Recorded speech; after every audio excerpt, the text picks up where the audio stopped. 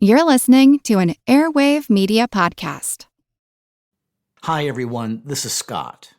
If you want to learn about the world's oldest civilizations, find out how they were rediscovered, follow the story of Mark Antony and Cleopatra's descendants over 10 generations, or take a deep dive into the Iron Age or the Hellenistic era, then check out the Ancient World podcast. Available on all podcasting platforms, or go to ancientworldpodcast.com. That's the Ancient World Podcast. Do you want to know where you can find almost 500 episodes of the history of World War II? Hi, I'm Ray Harris Jr., inviting you to check out my podcast, the History of World War II podcast, where I provide in-depth examinations of the key people and events that shaped World War II. While there, you'll also find interviews with authors who provide new and interesting reflections that help further our understanding of the conflict and the people that fought it. And a new episode comes out every week. And more history, that's always a good thing. That's the History of World War II podcast or worldwar2podcast.net. A deception can be powerful. Sometimes it's simple, sometimes it's devilishly complex. But throughout history, it has taken many forms and has resulted in both great successes and great failures. And that's why I hope you will join me and a host of other history podcasters and content creators on February 8th, 2025 for Intelligent Speech 2025. Intelligent Speech 2025 is an online event which will feature an entire day of interesting discussions and presentations about deception and the role that it has played throughout history. This year, I'm honored to be delivering one of the keynotes at the event, giving a presentation I'm calling Sacrificed in the Name of Deception. If you want to learn more, you can head on over to intelligentspeechonline.com. And if you buy a ticket, you can use coupon code SECOND, that is SECOND, to get a discount.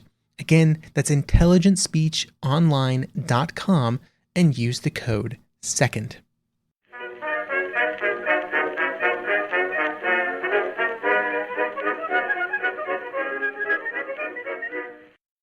Hello everyone and welcome to History of the Second World War, episode 193, The Fall of France, Cut Off.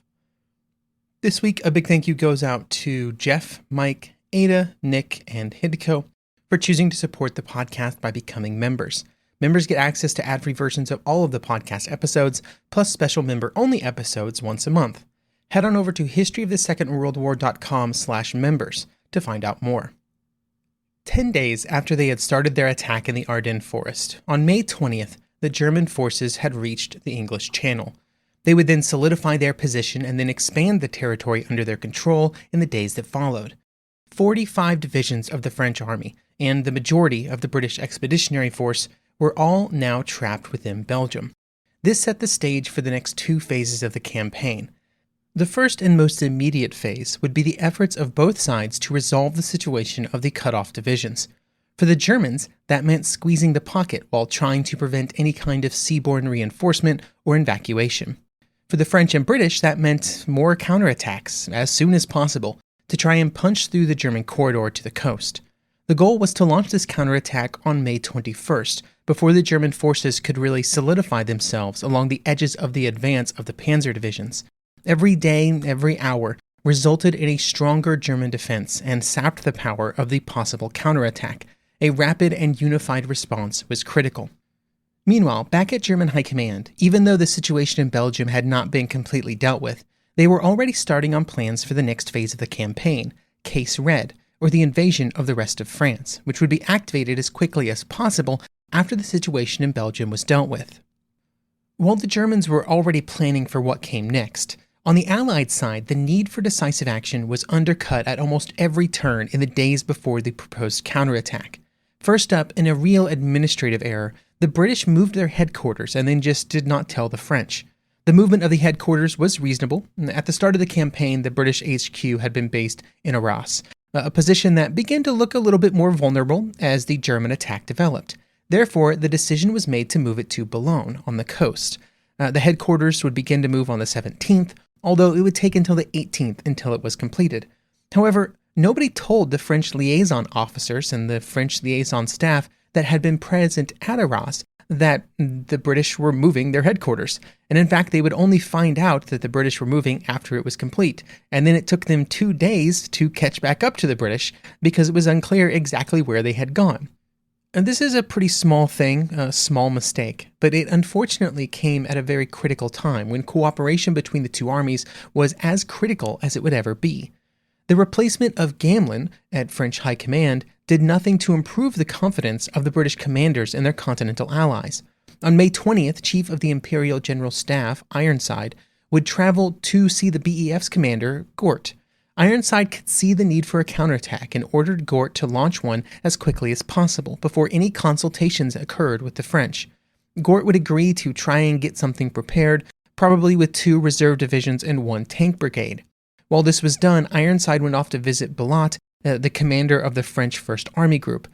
Belot would agree to support any British attack to the south, but that isn't actually the most important part of the conversation, and that's not why I bring it up here. Instead, you will notice that Ironside was visiting Belot, not Gamlin, not Weygand, and not General Georges, both of which were above Belot in the French chain of command. Ironside felt that action needed to occur immediately and that he had lost faith in French high command, and so he went closer to the front. While not going through the proper channels, the good news for the British and French is that Ironside's idea and how Gort planned to implement them were not very much different than what Weygand would eventually end up ordering, but he would order it later, which would be very important very soon. But Weygand's orders would only be given after another round of confusion. You see, after he took command of the French armies, Weygand immediately cancelled Gamlin's counterattack plans, which had been ordered a mere hours before. Weygand wanted to go into Belgium to meet with the British and French generals to arrange and plan for his big counterattack, his big idea. Weygand would arrive in Ypres for those meetings, the first of which would occur with the Belgian King Leopold in the middle of the afternoon on May 21st. At this point in the campaign, the Belgian forces were still fighting, just as they had done against the Germans during the First World War. And while the Belgian army was not as well equipped as the British and French, it was doing its best. And if there was to be a French and British counterattack, the assistance of the Belgians would be required because they would have to take on more responsibility for the defense against the German forces that were closing in from the east, because French and British forces would be needed for that counterattack. The French general Belot would arrive later, as he was simply delayed in getting to Ypres. Weygand would discuss the proposed counterattack with him, but then Weygand had to leave to begin his trip back to the coast and so that he could get back to French headquarters, having never actually had a chance to speak with the British General Gort, who had not yet arrived. This was a major problem for 2 important reasons. The first was that the British were to act as the spearhead of the upcoming attack, and their contributions and their actions would be the most important contributor to its success or failure. The second was because it caused Weygand to immediately question the contributions and continued dedication of the British, something that the next few days of the campaign would only amplify. Gort would eventually arrive in Ypres, but would only be able to meet with Belot because Weygand had already left. He had arrived so late due to several different delays. The first was a delay in the news of the meeting even reaching him, due to some problems in finding the BEF's advanced headquarters, because it moved from one side of Lille to the other the day before, just a lot of confusion.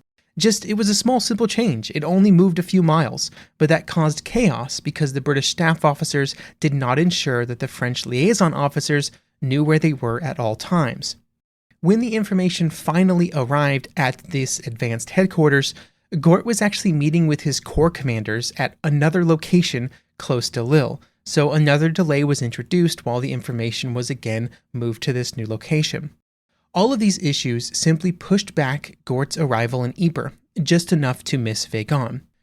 Now, when it came to the information to be conveyed, everything was mostly okay, because Belot did communicate everything that was essential to the British leader. But when Gort was briefed on this idea, his response was non-committal. In his evaluation, Gort believed that the basic outline of the plan made perfect sense, but his concern was that the situation was so fluid and rapidly changing every hour that it might not be possible to bring together the required troops to make it happen. Gort's views were also impacted by the British counterattack that was occurring on May 21st around Arras, which was in some ways a smaller version of what Weygand had already planned. We will discuss some more details here in just a moment about this attack, but suffice to say it was not exactly a rousing success, and while Gort did not have perfect information, he knew that it was having some challenges. But these doubts did not prevent Gort from agreeing to the French proposal, and that he would do his best to play his part. He just wanted to make his concerns known that his best may not be as good as what the French were hoping for. So what were the British troops doing around Arras at this time? Well, while the French and British generals were trying to get together to chat at Ypres, around Arras another counterattack was already underway. This was the counterattack that had first been discussed several days earlier, in which Ironside, Gort, and Bellot had kind of sorted out amongst themselves on May 20th. This attack had initially been planned for 2 British divisions and a tank brigade, but it had been downgraded to an attack by a much smaller force of just 2 tank and 3 infantry battalions. The attack also had far less artillery support than originally hoped, but there were still 88 tanks, which was nothing to scoff at if they could get them moving. They would theoretically be working in conjunction with French forces of the 3rd French Light Mechanized Division, but this cooperation was mostly theoretical. The French would attack, and they would add another 60 tanks or so to the effort, but there was very little linking the 2 attacks together. The goal of these attacks was, as with seemingly every counterattack launched by the British and French, to advance far enough into the side of the German salient to isolate the German armored forces closer to the coast. The British side of the attack would begin in the middle of the afternoon on May 21st, just as Weygand and the King Leopold of Belgium were meeting in Ypres, and Gort was on his way to the Belgian city. When the tanks of the 1st Tank Brigade went forward, there was some immediate success. This was primarily driven by the fact that the standard German anti-tank gun at this point in the war was incapable of penetrating the armor of most of the British infantry support tanks, like the Matildas, which the 1st Tank Brigade was equipped with. This meant that there was initially little that the troops of the German 7th Panzer and SS Division Totenkampf could do about the British tanks that were moving in on them. Among the SS troops, this caused some panic, which was a common and pretty understandable reaction to inexperienced troops that were placed in such circumstances, with enemy tanks rolling in on them and no real way to stop them. However, these slow-moving British tanks were very vulnerable when a battery of 88mm anti-aircraft guns were encountered in the advance, and the attack rapidly ground to a halt at this point. In a perfect world, these anti-aircraft guns could have been dealt with through the support of British infantry, but they had become separated from the armor attack due to German artillery fire, which was not suppressed due to the lack of British artillery support. On other areas of the front, a similar sequence of events would occur. With the British tanks rolling forward, they would overwhelm the first German troops that they encountered, who did not really have anything that could damage the British tanks, but then as they advanced further, they would eventually run into German artillery, and by that point their infantry support had been kind of separated from the armored spearheads. In one of these areas would be troops of the 7th Panzer, which at the time of the British attack would have Rommel in attendance. He would later write that during this attack, quote, "I brought every available gun into action at top speed against the tanks. Every gun, both anti-tank and anti-aircraft, was ordered to open rapid fire immediately, and I personally gave each gun its target. With the enemy tanks so perilously close, only rapid fire from every gun could save the situation. We ran from gun to gun. All I cared about was to halt the enemy tanks by heavy gunfire." End quote. Now, these artillery efforts would eventually knock out most of the Mark I Matildas, although the Mark IIs were slightly better protected and generally lasted a little bit longer. However, even the best protected tanks could only continue the attack for so long with very little infantry in support, and after being stripped of all supporting vehicles. By the evening, the British forces had been forced to pull back to where the attack began, during which they felt the brunt of attacks from hundreds of German aircraft.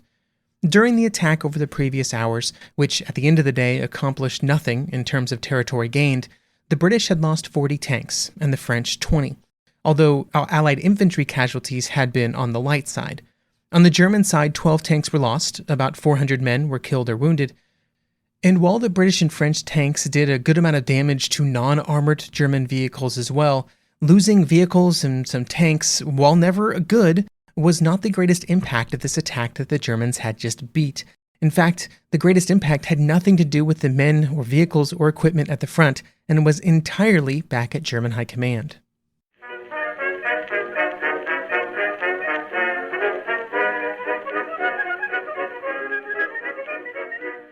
This show is sponsored by BetterHelp. Are there things you would love to learn? But as an adult, it's hard to make time to learn new things. Sometimes it feels like the desire, the ability, gets lost in childhood.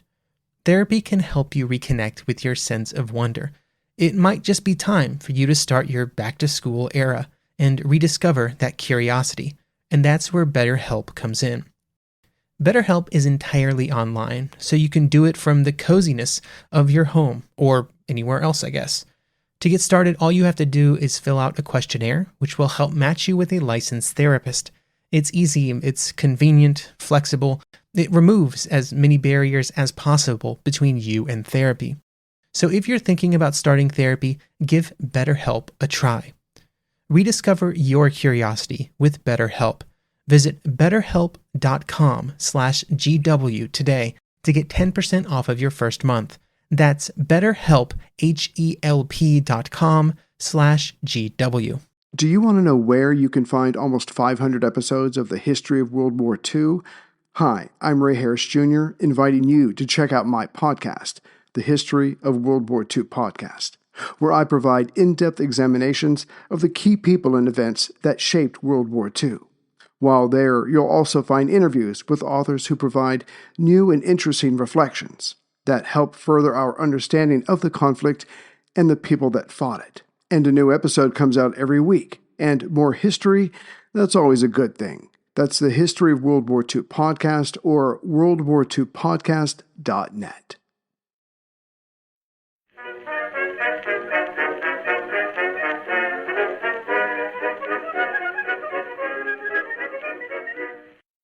After the combined British and French attack on May 21st, a wave of panic once again spread through German High Command.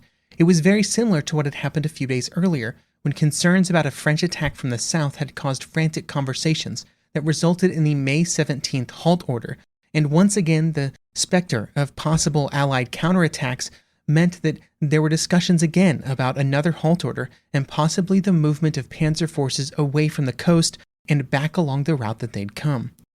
The gap between the panzers and the infantry was once again the primary concern. Rundstedt, one of the primary advocates of the earlier halt orders, would once again write that, quote, "A critical moment in the drive came just as my forces had reached the channel. It was caused by a British counterstroke southward from Arras towards Cambrai on the 21st of May. For a short time, it was feared that our armored divisions would be cut off before the infantry divisions could come up to support them." End quote. It is worth noting that just like in the earlier instances where these concerns resulted in a halt or a slowing of the advance, there was very little panic at the front, and in fact, among the leadership of the divisions actually at the front, there was very little concern. But the situation looked very different at German High Command, even though the General Chief of Staff, General Halder, pushed for continued action, sensing that the Allies were off balance and would not be able to mount a serious counterattack. Hitler would use the attack on May 21st as evidence that his military intuition was better than that of his generals, and that they were underestimating their enemies and putting the entire campaign at risk. In this case, Hitler was completely misjudging the abilities of the Allied forces on either side of the German corridor, and Halder was much closer to accurate. Just like during the discussions before May 17th, Halder understood that there was still some risks involved in how the German forces were positioned, but he still highly valued the pressure that the German forces could put on the retreating Allied forces as long as they kept moving. This, according to Halder, was the best way to prevent a possible British and French attack, because it would prevent them from having the time to concentrate and launch such an operation. In this regard, Halder was exactly accurate, and that was exactly the situation for the Allied forces. Halder, of course, could only advise and could not alter Hitler's thinking, which resulted in the halt order once again being sent out to the German leaders closer to the front. While all of the various movements either to or along the coast were interrupted, there were a few divisions in particular that we will focus on in slightly more detail. First was the 6th and 8th Panzer Divisions under the command of General Reinhardt. These divisions had previously been moving towards the coastal ports, but were now instead ordered to turn inland to attack the British forces that had just launched their attack at Arras. Reinhardt was not a fan of this change in where his troops were advancing, because they were now advancing back to the east to guard against an attack that, within only a few hours, would no longer be a threat. The more famous change in plans were the orders given to the 1st, 2nd, and 10th Panzer Divisions. The 1st and 2nd Panzer were approaching the channel ports of Calais and Boulogne respectively, while the 10th Panzer was targeting the port of Dunkirk. Dunkirk was, at this point, mostly undefended, and the 10th Panzer probably could have taken it easily when the order came for the 10th to stop its advance immediately. This would be once again another 24-hour pause, just like the one on the 17th. And importantly, for those who know where this story is going, this pause is not the famous Dunkirk halt order. Spoilers for next week's episode, but the title of it is going to be the Dunkirk halt order. However, in some ways, this pause was just as impactful as the later halt order, which would become so famous, because during the 21st, there was very little standing between the 10th Panzer and capturing Dunkirk completely. This would have prevented the evacuation entirely, while the later halt order simply would have ended it prematurely. So in many ways, you can thank the brave British and French soldiers that advanced at Arras on the 21st for enabling the conditions for the evacuation of Dunkirk. On May 22nd, when the advance resumed, the targets were shifted, with Boulogne and Calais being the new targets for the 2nd and 10th Panzer, and the 1st Panzer Division just acting as support. While the German armored units were renewing their advance on May 22nd, in Paris, another meeting of the Supreme War Council was taking place. The purpose of these conversations, other than just a general discussion about the situation at the front, was for Weygand to make his proposal for his great counteroffensive, which would be detailed in his Operation Order No. 1, which would be issued on May 22nd. This plan, forever to be known as the Weygand Plan, was the output of 3 days of work and discussions among Weygand and his staff. There was nothing revolutionary about this plan that Weygand was putting forward here. More French troops had been brought onto the southern side of the German advance, and they'd been formed into the newly created 3rd Army Group. They would attack north from the city of Amiens on the Somme River. In the north, the forces that were trapped would attack south with the majority of their mobile and armored strength. Everybody assembled agreed that the Weygand plan sounded like a good path forward, and that it should be put into place. It was very similar to what was already planned, and so we didn't have to do a ton of convincing. It was at this point that the theoretical plan had to deal with the reality of the situation, which had diverged an increasing amount over the previous days, and it would diverge further almost by the hour. On the southern side of the German corridor, the situation was generally in line with what the plan called for, but on the northern side, within the shrinking pocket, it was not even close. The attacks of the previous days at Arras and other French efforts towards Cambrai had used up a major portion of the armored and motorized units that were available to the trapped armies. Even ignoring all the tanks, trucks, and other vehicles that had been lost, those that remained were disorganized and would take time before they could be brought back together for another effort. During May 22nd and 23rd, there would also be several planned withdrawals among the British and French forces as they tried to fall back in an organized way towards the coast. They could not risk being cut off from the channel ports, and so they always had to favor a retreat when their access to those ports was threatened. The displacement of various divisions and the difficulties in concentrating the required units together for a counterattack effort meant that the counterattack, which was originally planned for May 23rd, was delayed until the 24th, and then the 26th, and then the 27th, at which point it was canceled. By the 27th, the basic idea of the counterattack was no longer valid due to the deterioration of the situation in the north. But even on the 23rd, it was probably already doomed to failure. And the reason that this was probably going to fail even on the 23rd is due to the movement of units that we've barely talked about at all throughout this entire series, the German infantry divisions. These divisions had been marching very hard since the beginning of the invasion, and by the 23rd they were already reaching the areas around Arras, closing that gap between the infantry and the German armor and freeing the more mobile German divisions to move further west and north to solidify the lines there. Every day, these infantry forces moved further and further west and reduced the chances that any British or French counterattack would be successful and could push through the growing number of simply German bodies in front of them. Speaking of bodies, another major issue that the British and French forces would have during this period, kind of as they were frantically trying to defend against the continuous German advances and tried to organize and plan for a counterattack, is that there were lots and lots of French and Belgian refugees that were also on the move. The French would issue an official government proclamation which said, quote, "The Germans wish to create panic among populations to incite them to leave towns and villages, even those which are situated far from the combat zones. Their aim is in this way to block roads and hinder the maneuver of the Allied forces. Our military operations are being slowed down as a result. German planes are taking advantage of this to bomb and gun down both military personnel and civilian evacuees indiscriminately. Such bomb attacks are considerably aggravating the sense of panic in the population." End quote. But government proclamations like that did little to stem the tide of refugees that were evacuating from their homes. One of the British defenders of Arras, Eric Cole of the 1st Welsh Guards, would write, quote, "There were literally thousands of people, a never-ending stream of refugees, some pulling hand carts, others with prams and horses and carts, young people, old people. It was a shambles, all rushing to get as far away from the enemy as possible. One old man threw himself in front of our truck. He wanted us to run him over.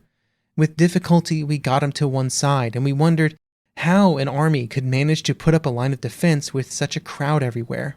End quote. This was the experience that was shared by many British and French soldiers during these days. They were trying to advance on roads, they were trying to build defenses, but at the same time they were dealing with all of these refugees that were kind of flowing throughout the countryside who were trying to escape the fighting for pretty obvious reasons. But they were a real hindrance to military operations, even if that's maybe a bit cold-hearted to say or to think about.